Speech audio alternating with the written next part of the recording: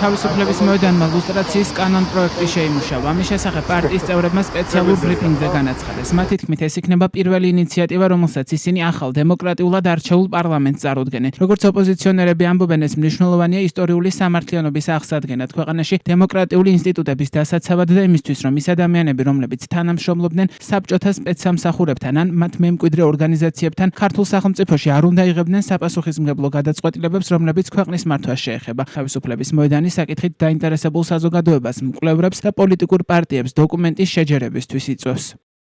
მთელი საქართველოს თანამედროვე ისტორიის განმავლობაში ყველა ხელისუფლება ყოველთვის ვიღაცეებისთვის ცდილობდა აგენტის იარლიყის მიღწევებას და ჩვენ ვფიქრობთ, რომ ძალიან მნიშვნელოვანია, რომ ერთხელ და სამუდამოდ ობიექტური, გამჭვირვალე და მიუკერძოებელი პროცესის შედეგად ნამდვილად ვიცოდეთ, ვინ თანამშრომლობდა საბჭოთა და მათ მემკვიდრე სპეცსამსახურებთან და ერთხელ და სამუდამოდ აღვადგინოთ ეს ისტორიული სიმართლე. ამისათვის ჩვენ შევიმუშავეთ კანონ პროექტი, რომელიც იქნება ერთ-ერთი პირველი კანონ პროექტი, რომელსაც ჩვენ წარვადგენთ ახალ დემოკრატიულად არჩეულ საქართველოს პარლამენტში და მანამდე ვიწვევთ სამოქალაქო საზოგადოების წარმომადგენლებს, ამ საქმის მკვლევარებს, პოლიტიკურ პარტიებს, რომ მათთან ერთად შევაჯეროთ ეს დოკუმენტი და შეთანხმებული დოკუმენტი და შეთანხმებული კანონი მივიღოთ მომავალში. ილუსტრაცია საჭიროა არა მხოლოდ იმისთვის, რომ გავარკვიოთ საბჭოთა კავშირში ვინ თანამშრომლობდა სპეცსამსახურებთან და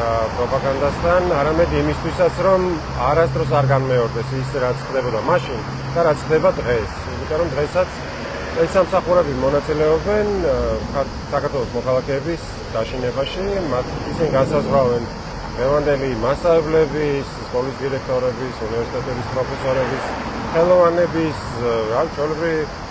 მშრომელების ბედს, ანუ ისინი წყვეტენ, ვინ დაწინაურდება და ვინ არა და ეს ჯაჭვი უნდა გაწყდეს და ეს არის საბჭოთა მემკვიდრეობა, რომელიც აუცილებლად უნდა იყოს გამოძიებული და დღევანდელობაც უნდა, სადაც ასევე ხდება ადამიანის უფლებების შელახვა, უნდა იყოს ამ პროცესის ნაწილი და ეს უნდა მოხდეს არა პოლიტიკური მანიპულაციებისთვის, იმისთვის, რომ რომელიღაც პარტიას კონდეს უპირატესობა, არამედ ეს უნდა მოხდეს იმისთვის, რომ საზოგადოება მიცოდეს სიმართლე.